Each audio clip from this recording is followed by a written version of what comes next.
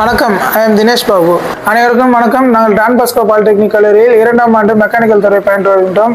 நாங்கள் 15 பேர் சத்யபாமா பல்கலைக்கழகத்தில் 2 நாள் NDT ட்ரைனிங் சென்றோம். இதை பற்றி எங்கள் குழுவினர்கள் விளக்கமாக விளக்குவார்கள்.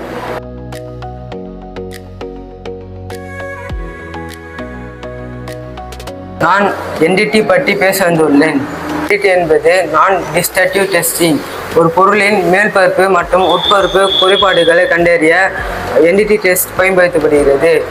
இந்த பயிற்சி எங்களுக்கு கம்பெனிக்கு போகும்போது யூஸ்ஃபுல்லாக இருக்கும்.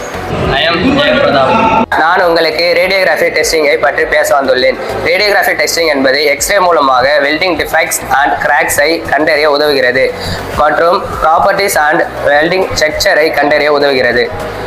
I am Pratap. நான் அல்ட்ராசோனிக் டெஸ்டிங் பற்றி கூற வந்துள்ளேன்.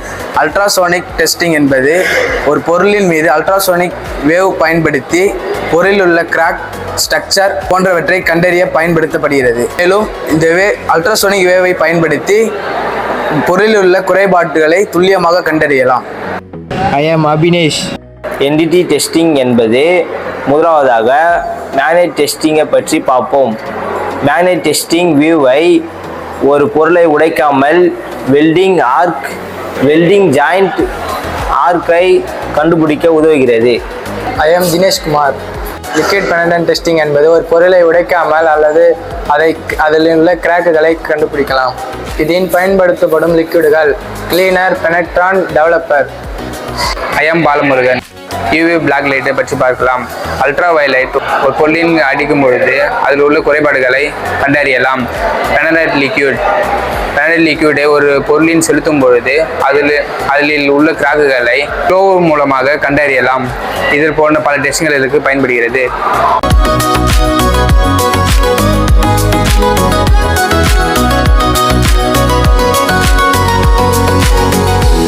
ஐ எம் யுவராஜ். இந்த வாய்ப்பை கொடுத்த டான் பாஸ்கோ காலேஜிலுக்கும் சத்யபாமா காலேஜிலுக்கும் நன்றி.